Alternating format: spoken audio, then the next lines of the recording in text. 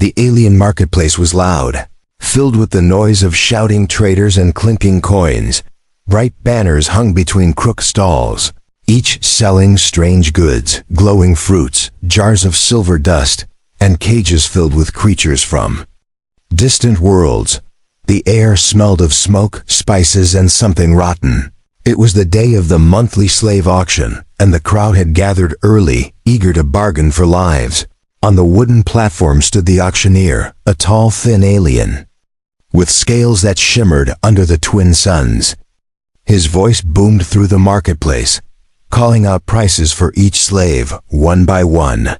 Frightened faces were pushed forward, a mix of alien species, some strong and healthy, others thin and hopeless. The crowd shouted bids, coins exchanged. Hands and chains were passed to new masters. In the far corner, almost hidden in the shadows, sat a girl in a small metal cage. Her skin was pale with a faint silver glow, her hair tangled and falling over her face.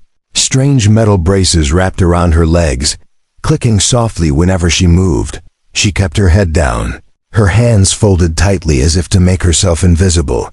The sign above her cage read only one word: broken. When her turn finally came, the auctioneer's smile faded a little. He grabbed the cage and dragged it into the light. "This one here," he said loudly, "is not like the others. She's damaged, weak, can't work much. But if someone wants a cheap servant, here she is." The crowd laughed. One alien shouted, "Throw her away, she's useless." Another said, "Who'd pay even a coin for that wreck?" The girl did not react. Her eyes stayed on the dusty ground. She had heard these words too many times. The auctioneer tried again. "1 silver coin, that's all. Anyone?" Silence answered him. At the back of the crowd, a human man stood watching. His name was Ethan Cross, a traveler passing through the planet, with little more than the clothes on his back and the small pack on his shoulder. He had not planned to stop at the auction, but something about the girl caught his attention. It wasn't pity. It wasn't curiosity. It was the way she sat, still, but not broken inside. The auctioneer's voice grew impatient. "Fine. Half a coin. Come on, you won't get cheaper than this." Still, no hands were raised. Ethan stepped forward. "I'll take her," he said, his voice calm but firm. The marketplace went silent for a moment. Then came the laughter. The aliens whispered to each other. "A human? Buying her? Is he insane?" The auctioneer blinked, surprised. "You? Why?" Ethan shrugged. "Does it matter? Half a coin, right?" The auctioneer grinned and took the coin quickly, opening the cage door. The girl hesitated, looking at Ethan with wide, cautious eyes. Up close, he could see the faint scars on her wrists where chains had been, and the metal braces that made her legs move stiffly. "Come on," he said gently. "You're free from this place now." She stepped out slowly, the braces clicking with each movement. The crowd watched, some shaking their heads, others smirking, as if waiting for Ethan to realize his mistake. One alien called out, "Don't cry to us when she slows you down, human." Ethan ignored them, walking beside her toward the edge of the market. For a while, neither spoke. The sound of the crowd faded behind them, replaced by the hum of distant engines and the soft echo of their footsteps. Finally, the girl spoke, her voice quiet and unsure. "Why?" Ethan looked at her. "Why what? Why buy me?" She asked. "They said I'm broken. You should have left me there." Ethan kept walking, his eyes scanning the streets ahead. "Maybe I don't believe everything I hear," he replied. Her gaze lowered, and for the first time, a faint, almost invisible spark lit in her silver eyes. As they turned down a narrow street, Ethan noticed movement in the shadows. A group of rough-looking aliens watched them closely.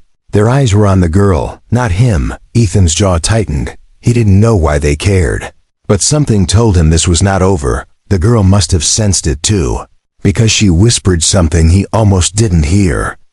"They'll come for me," she said. "They always do." Ethan walked with steady steps, keeping his eyes on the road ahead. The alien girl moved beside him, slow because of the metal braces on her legs. Her steps made soft clicking sounds that echoed in the narrow street. She stayed silent, her head slightly lowered, as if afraid to draw attention. The smell of the market still clung to them, smoke, sweat, and the faint stench of the slave cages. Ethan tried to ignore the whispers from behind, the mocking laughter of those who thought he had thrown his money away. He didn't care. What he cared about was the way the girl's eyes kept darting to the shadows. She was watching, listening, waiting for something. They reached the edge of the marketplace, where the streets became quieter. Buildings here were old, walls cracked, doors hanging loose on rusted hinges. A cold wind blew through the narrow alleyways, carrying scraps of paper and dry leaves. Ethan slowed his pace, glancing behind them. The group of rough-looking aliens he had noticed earlier was still following, 3 of them now, keeping their distance but matching his steps. You know them? Ethan asked quietly, without looking at her. The girl's voice trembled as she answered, "Yes." "They work for him," Ethan frowned. "Him who?" She hesitated. "You'll know soon enough." Ethan's grip tightened on the strap of his pack. He didn't like surprises. "Come on," he said. "Let's get somewhere safe." They turned into another street, this one even narrower. The shadows grew deeper here, the sound of the crowd fading behind them. Ethan led her toward a small transport hub, a place where off-world travelers rented small speeders. If they could get one, they could be far away before the followers caught up. But just as they reached the entrance, a tall alien stepped in front of them, blocking the way. His skin was dark and rough, his eyes cold, and his mouth curled into a cruel smile. Behind him, the other 2 appeared, cutting off their escape. The tall alien's voice was deep. "You've got something that doesn't belong to you, human." Ethan kept his tone calm. "I paid for her," the alien chuckled. "You paid a thief who stole from us. She's ours, and we're taking her back." Ethan glanced at the girl. She looked terrified, her hands clenched at her sides. "She's not property," Ethan said firmly. "Not anymore." The alien stepped closer, towering over him. "You think you can just walk away with her? You don't know what she is." "Then tell me," Ethan replied, his voice steady. The alien smirked but didn't answer. Instead, he reached for the girl's arm. Ethan moved first, grabbing the alien's wrist and twisting it away. The alien snarled, but Ethan's grip was strong. Years of rough work giving him the strength to hold his ground. The other 2 moved in quickly, but Ethan stepped in front of the girl. "Run!" He shouted to her. She hesitated, then limped toward the side alley, her braces clinking faster with each step. Ethan shoved the tall alien back and followed her. They ran through the twisting alleys, the sound of heavy boots pounding behind them. The girl knew the paths better than Ethan. She turned left, then right, weaving through gaps between buildings. But her legs slowed her down, and Ethan could hear the pursuers getting closer. Finally, they burst into an open yard behind a row of abandoned shops. A broken fence stood at the far end. Beyond it, the desert stretched wide under the pale suns. Ethan looked at the fence, and then at her legs. "You can make it?" She nodded, but he could see the pain in her eyes. He helped her climb, lifting her weight carefully so her braces didn't catch. They dropped down on the other side, and Ethan pulled her forward into the open desert. The wind here was stronger, whipping sand into their faces behind them. The aliens shouted, but didn't follow immediately. They were looking for another way around. They kept moving until the buildings were small in the distance. Ethan stopped to catch his breath. The girl sank to her knees, breathing hard, her hands clutching the sand. He knelt beside her. "You okay?" She nodded weakly. "You shouldn't have done that." "They won't stop now." Ethan studied her face. "You keep saying they want you. Why? You're not just a slave, are you?" She looked away, her voice almost a whisper. "They think I have something. Something that belongs to their master." Ethan raised an eyebrow. "Do you?" She didn't answer, but the look in her eyes was enough. There was truth in her silence. Somewhere far behind, the sound of engines roared to life. Ethan glanced toward the horizon. "They're coming again," he said. "We need to move." He helped her to her feet. supporting her weight. The desert stretched endlessly ahead, but in the far distance, a faint glimmer of metal caught his eye, maybe an old outpost or a shelter. "That way," he said, pointing. They began walking. Slow but steady, the suns casting long shadows before them. For the first time since leaving the market, the girl spoke without fear. "My name." "It's Leora," Ethan gave a small nod. "All right, Leora. Let's get you somewhere safe." But in the back of his mind, he knew safety was far away. And whatever secret she carried, it was about to bring more trouble than either of them expected. The desert stretched like an endless ocean of gold and red sand. The wind carried sharp grains that stung the skin, and the twin suns burned above without mercy. Ethan kept a steady pace, guiding Leora toward the distant shimmer of metal he had spotted earlier. Her braces clicked with every step, the sound steady but slow. He could tell she was in pain, but she didn't complain. Behind them, the faint hum of engines grew louder. Ethan glanced back and saw small dust clouds rising in the far distance. The hunters had found vehicles. They were closing the gap. "We need to move faster," Ethan said, his voice low but urgent. Leora's breathing was heavy. "I can't," she admitted. Ethan stopped, scanning the horizon until he spotted a narrow rock ridge nearby. "This way," he said, changing direction. They reached the ridge and climbed up, the rocks giving them cover from the sun and the hunters. "View." Ethan pulled a small canteen from his pack and handed it to her. She took the smallest sip, almost afraid to waste a drop. "You can drink more," he said, but she shook her head. "You might need it later." The engines were louder, now echoing off the stone. Ethan crouched low, peering over the edge. 3 small sand skimmers appeared, each carrying armed aliens in dark armor. They spread out, searching. Ethan's mind worked quickly. He spotted a narrow canyon ahead that cut deep into the ground. If they could reach it, they might lose the hunters. "Come on," he whispered, helping her stand. They moved along the ridge, using the rocks for cover. The canyon was closer now, its shadow like a dark mouth opening in the desert. But just as they neared the edge, one of the hunters spotted movement. A loud voice shouted in an alien language, and the skimmers turned toward them, engines roaring. Ethan grabbed Leora's hand and pulled her into the canyon. The path was steep and rough, forcing them to half slide, half climb down. Loose stones tumbled around them, and the sound of pursuit echoed above. The hunters fired plasma shots, blue light flashing against the canyon walls. One blast hit close, sending a shower of sparks and heat over them. They reached the bottom and ran along the narrow path. The canyon twisted like a maze, sometimes opening into wide spaces, sometimes closing so tight they had to squeeze through. Ethan's heart pounded. He could hear the hunters splitting up, trying to trap them. At one turn, they came to a dead end, a wall of rock too high to climb. Leora froze, panic flashing in her silver eyes.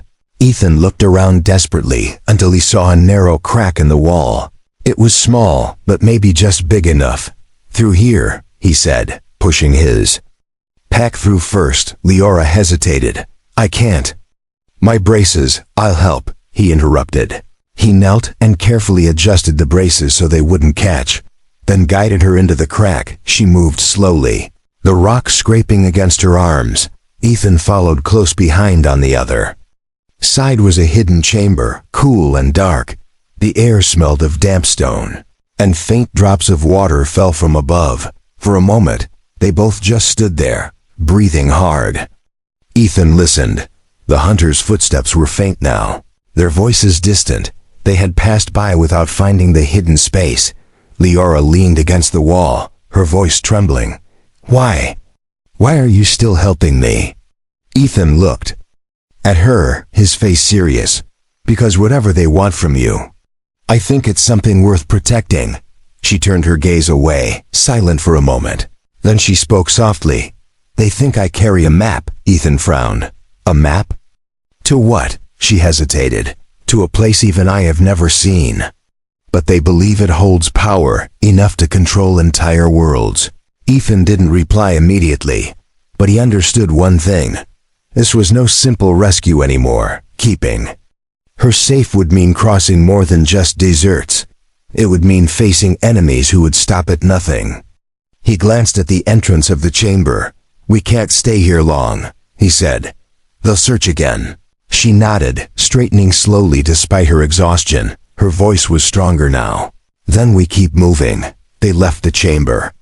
Following a narrow tunnel that sloped downward, the path eventually opened into a hidden valley, green with strange alien plants and a thin river running through it. The sight was almost unreal after so much desert. They walked to the water, and Leora knelt to touch it. "This place. It's not on any map," she said quietly, almost to herself. Ethan filled their canteen and scanned the skies. The hunters weren't in sight, but he knew they wouldn't give up. For now, they had bought time, but time was all they had, and it was running out. As they prepared to move deeper into the valley, Ethan thought about her words, a hidden map, a power worth chasing, and a girl everyone called broken. He didn't know where this journey would end, but he knew one thing.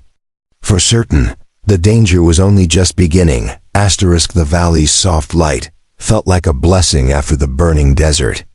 Tall alien plants swayed gently, their leaves glowing faintly as if holding trapped starlight. A narrow river wound its way between the green, its surface reflecting the twin suns like molten silver. Ethan and Leora moved carefully along the bank, their footsteps muffled by thick grass. For the first time since he had bought her, Ethan noticed the tension in her shoulders loosen just a little. She breathed in deeply, as if the air here carried something cleaner. "This place is quiet," she said softly. Ethan nodded.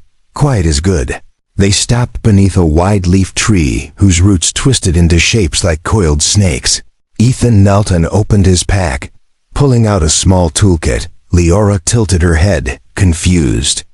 "What's that for?" "Your legs," Ethan said simply. "Those braces have been making too much noise, and I think they're hurting you more than helping." She froze, her hands instinctively covering the metal on her thighs. "No," she said sharply. "Don't touch them." Ethan raised an eyebrow. "Why?" "They're slowing you down. We can fix them." Her voice was low now, almost afraid. "They're not just braces." He waited, giving her time. She looked away, her eyes fixed on the river. Before they called me broken, I was part of something," she began, her words slow. "A project run by the warlord scientists." Ethan stayed silent, letting her speak. "They wanted soldiers who could survive any planet. They changed us, inside and out. Some of us became strong. Others, like me, didn't work the way they wanted." Her hand moved to the metal brace on her right leg. "These aren't just for walking. They're holding me together," she admitted. "My bones in both legs were damaged, but inside they put something else. Machines and more." Ethan's eyes narrowed slightly. "More?" She hesitated. "The map they want. It's inside me." The words hung in the air like heavy chains. Ethan leaned closer. "Inside you?" "You mean?" She nodded. "Not in my head, not in my hands. In my legs, the implants. They carry something, a kind of key, to unlock the map." Ethan rubbed a hand over his jaw. "So if they catch you, they'll take it." "And you?" "Yes," she said quietly. "And they won't care if I survive it." Silence stretched between them, broken only by the soft rustle of leaves. Ethan finally spoke. "That's why you kept saying they'll come for you. They're not chasing you. They're chasing what you carry." Her eyes lifted to his, a faint glimmer of sadness in them. "And now, you're in danger because of me." Ethan shook his head. "I've been in danger before, but I've never had a reason like this to keep moving." His voice was steady, but inside he was already planning. They needed a safe route, a place the hunters couldn't reach. He examined the braces more carefully now. "I can make these quieter," he said, "and faster, so you can move without giving us away." She hesitated again, but then slowly nodded. "All right. But be careful." Ethan worked with precision, loosening bolts, cleaning sand from the joints, adjusting the alignment so they fit better. When he tightened the last piece, he looked up. "Try walking now." She took a few steps, and for the first time the braces moved almost silently. Her eyes widened slightly. "It doesn't hurt as much. That's the idea," he said with a small smile. But the peace didn't last. From far beyond the valley, the faint hum of engines drifted on the wind. Leora's head snapped toward the sound, her body tensing instantly. "They're still tracking me," she said, her voice shaking slightly. Ethan scanned the tree line. "Then we move before they get close." They followed the river deeper into the valley, where the plants grew taller and the shadows thicker. The ground became soft, dotted with glowing mushrooms and strange flowers that closed when touched. Ethan kept watch in every direction. Leora's pace was quicker now with the adjusted braces, but she still glanced over her shoulder often after some time. They reached an old stone structure half hidden in vines. It looked like a ruin, but its walls were carved with patterns that shimmered faintly in the dim light. "What is this place?" Ethan asked. Leora's voice was almost a whisper. I've seen this design before, in the warlord's lab. They studied it. I think this was built by the same people who made the map." Ethan stepped closer, tracing the glowing carvings with his fingers. "They're not just decoration," he said. "Looks like directions." Leora's eyes followed the patterns, and a shiver ran through her. This could be part of the path to where the map leads. Before they could study it further, the faint whine of a scanning drone echoed overhead. Ethan grabbed her hand, pulling her under the cover of the vines. The drone passed slowly, its blue light sweeping across the ruins. They stayed still until it drifted away. Leora's voice was tight. "If they're using drones here, it means the hunters are close." Ethan met her eyes. "Then we don't let them find us. And we don't let them take what's inside you." Her silver eyes held his for a moment. "Why?" she asked quietly. "Why do you care so much?" He answered simply, "Because someone has to." They left the ruins and pressed on into the thick forest beyond the valley. Each step took them deeper into unknown territory, but Ethan knew staying still would only invite danger. Above them, the suns began to sink, casting long shadows that stretched like dark fingers over the land. Night was coming, and with it, new threats. But for now, they moved together, a human who refused to let go, and an alien girl carrying a secret that could change the fate of worlds. Asterisk, the night fell quickly. The twin suns dipped below the jagged horizon, leaving behind a dark purple sky sprinkled with faint stars. The temperature dropped fast, and the air turned sharp and cold. Ethan and Leora moved through the alien forest in near silence, their breaths visible in the chill. The sound came first, a low, distant hum that made the leaves tremble. Ethan stopped, listening. Leora's face went pale. "They're here," she whispered. It wasn't just one engine this time. It was many through the gaps in the trees. Faint blue lights swept across the ground, drones, dozens of them, moving in a search pattern, and behind them came the hunters. Sand skimmers, cutting through the forest paths with brutal speed. Ethan grabbed Leora's hand. "We can't stay here." They ran, weaving between the thick alien trunks, the faint glow from the plants guiding their way. Her braces were quieter now thanks to his repairs, but she still struggled to keep up with his long strides. The forest ended suddenly, opening into a wide stretch of cracked, barren ground, the wastelands. Here, the wind was stronger, carrying dust and the faint metallic taste of old war ruins. The land stretched out far ahead, no trees, no cover, just a scattering of jagged rock spires and half-buried wreckage. Ethan scanned the horizon and spotted a faint outline, a cluster of rusted structures half sunk into the sand. "Shelter," he said, pointing. They made for it, but the hum of the engines grew louder. The hunters had seen them. A bright flash tore across the night, plasma fire, missing them by only a few meters. The ground exploded into sparks and dust. Leora stumbled, but Ethan caught her before she fell. "Keep moving," he urged. The skimmers closed in, their searchlights blinding in the dark. Ethan pulled a small device from his pack, a human-made flash charge. He pressed the trigger and tossed it behind them. The explosion of white light lit the wasteland like a new sun. The hunters cursed and swerved their skimmers away, momentarily blinded. They reached the rusted structures, remnants of an old mining outpost, long abandoned. Ethan pushed open a half-broken metal door and pulled Leora inside. The air smelled of rust and decay. They crouched behind an overturned table, listening to the roar of engines outside. "They won't stop," Leora said softly, her voice trembling. "They'll keep chasing until they get what they want." Ethan met her eyes. "Then we make it harder for them." Before she could answer, the wall beside them shook violently. One of the skimmers had rammed the side of the building, tearing a hole in the metal. A hunter stepped through, tall and armored, weapon raised. Ethan moved fast, grabbing a rusted metal pipe from the floor and slamming it against the hunter's weapon. Knocking it aside, the alien swung at him, but Ethan ducked, driving his shoulder into the hunter's chest and pushing him back through the hole. Outside, the others shouted and moved to surround the building. Ethan turned to Leora. "Out the back now." They ran through a narrow corridor littered with broken crates and loose wires.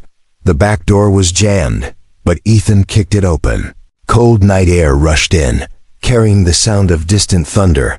Though Ethan knew it wasn't weather, it was the deep rumble of something much larger moving across the wasteland. They slipped out into the open and began running again. The hunters spotted them almost instantly, their lights sweeping across the sand. A shot hit the ground just ahead of Leora, the heat making her flinch. Ethan swore under his breath, pulling her toward a cluster of rock spires. The chase became a deadly game of speed and endurance. The hunters' skimmers were faster, but the rocks forced them to slow down. Ethan used the terrain to their advantage, weaving through tight gaps where the skimmers couldn't follow. But every time they gained distance, more drones appeared above, circling like vultures. One drone dropped low, scanning Leora with a sharp blue beam. Ethan grabbed a handful of sand and flung it into the sensor. The drone sputtered, its lights flickering before it spun out of control and crashed into the rocks. They emerged from the spires to find themselves at the edge of a massive canyon. The ground dropped away into darkness, the other side barely visible under the moonlight. "There's no bridge," Leora said, her voice tight with fear. Ethan looked along the edge until he spotted a narrow, rusted beam that stretched across, like a half-broken walkway. "It's our only way," he said. She stared at the beam. "I can't."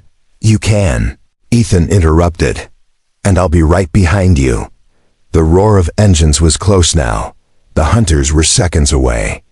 Leora stepped onto the beam, her braces clicking softly against the rusted metal. Ethan followed, moving carefully. The wind howled through the canyon, the drop below swallowing the sound of their steps. Halfway across, a skimmer appeared at the canyon's edge, its searchlight locking onto them. The hunter on board raised his weapon. Ethan grabbed a loose piece of metal from the beam and hurled it with all his strength. It smashed into the skimmer's engine, sending sparks flying. The vehicle swerved and crashed into the rocks, flames lighting the canyon wall. They reached the other side and collapsed behind a boulder.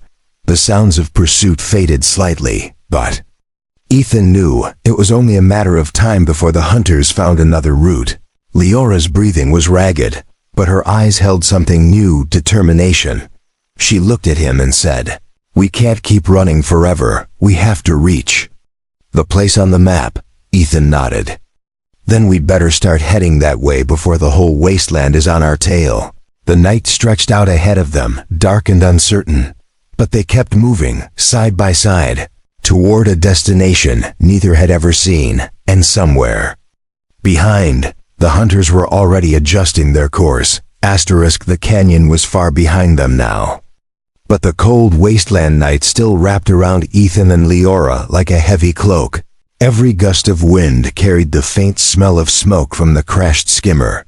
They had walked for hours, guided only by the dim light of the alien moon and the distant silhouette of a low building on the horizon. By the time they reached it, Leora's steps were slow, her legs trembling despite the improved braces. Ethan put a steadying hand under her arm. "Almost there," he said. The structure was small, made of dull metal plates patched together with whatever the builders had found.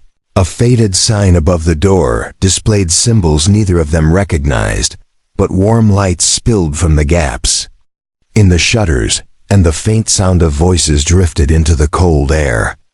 Ethan pushed the door open. Inside, the air was warmer, filled with the smell of cooked food and the hum of a generator. It was a small outpost, part tavern, part shelter for travelers. A few aliens sat at metal tables, talking quietly over steaming bowls of food. The barkeep, a tall insectoid creature with bright, unblinking eyes, looked up at them. "You're far from the trade routes," the barkeep said in a slow, clicking voice. "And you look like trouble." Ethan walked to the counter, keeping his tone even.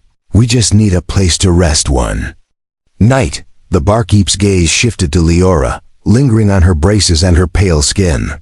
"She's not local," the barkeep said, "and you're not hiding your trail well." Ethan slid a few coins across the counter. The barkeep looked at the money, then at Ethan again. Finally, he nodded toward a door at the back. "Room 3. Keep your heads down." They entered the small room. A narrow bed, a table, and a single cracked window. Leora sat heavily on the bed, letting out a slow breath. Ethan locked the door and pulled the chair to the window. Scanning the outside, the wasteland beyond was quiet, but he didn't trust the quiet anymore. "You think they'll find us here?" Leora asked, her voice soft. Ethan didn't look away from the window. "If they're tracking you by signal, maybe not right away. If it's by scent or heat, we'll have to move again soon." She lowered her gaze, twisting her hands together. "Ethan, there's something else," she said. He finally turned to her. "What now?" Her voice trembled. "I'm not sure you should keep helping me. If they catch you, they won't just kill you. They'll make you tell them everything, and I don't want you to go through that." Ethan leaned forward, his elbows on his knees. "You're asking if I'm willing to take the risk," he said. She nodded silently. "I'm already in it," he replied, "and I don't back out halfway." Her eyes searched his face, looking for hesitation. Instead, she found only quiet determination. "You trust me that much?" she asked. He shrugged lightly. "Enough to keep walking into trouble for you." They sat in silence for a while. The hum of the generator was the only sound. Then, without warning, the room's light flickered. Ethan's head snapped up. "Powers being drained. That's not a good sign." He crossed the room and pulled the curtain over the window. When he peeked through the edge, he froze. Outside, a small drone hovered just above the ground, its scanning light sweeping over the outpost walls. "Get down," Ethan hissed. Leora slid off the bed and crouched beside him, her breathing quick and shallow. The drone drifted closer. Ethan pulled a small M-Puck from his pack, pressed the activation button, and tossed it through the narrow window gap. The device landed at the drone's base, releasing a sharp burst of blue light. The drone's lights flickered once before. It dropped into the dust, silent and dead, but Ethan knew that meant one thing. The hunters now had their location. "They'll be here soon," he said, his voice low. Leora's eyes widened. "Then we have to leave now." They slipped out through the back of the outpost, moving quickly between piles of scrap and old cargo crates. The night air was colder than before, and the stars above seemed sharper. In the distance, faint lights moved across the wasteland. Ethan's jaw tightened. "They're coming in from 3 directions." Leora glanced at him, her voice tense. "Ethan, if they catch me, you run." He stopped and looked at her sharply. "Not happening. It's the only way." She insisted. "You can't fight them all." "Maybe not," he said, "but I can make sure they don't get to you." They reached a low ridge that overlooked the desert beyond. Ethan crouched and pointed toward a faint, winding path. that leads to the cliffs. The hunters won't risk their skimmers there at night. Leora hesitated for a second before nodding. They began down the path, their shadows stretching long in the pale moonlight.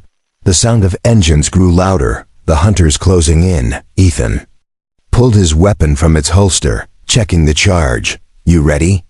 he asked without looking back. Leora's voice was steady now. "I trust you."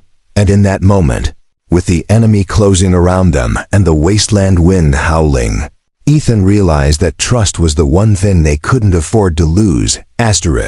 The path down the ridge was narrow and jagged. Loose stones shifted under their feet, sending small slides of gravel tumbling into the darkness below. Above them, the hunters' searchlights swept across the rocks, their engines roaring like predators. Circling their prey, Ethan kept Leora ahead of him, ready to shield her if they fired from above. The night air was sharp, and the wind carried the metallic scent of the skimmer's exhaust. Leora's breath was quick but steady. Fear was there, but so was something stronger now, determination. She no longer moved like someone expecting to be caught. She moved like someone determined to make it to the end. They reached a point where the path split into two. One side dipped lower toward the base of the cliffs. The other wound upward toward a plateau.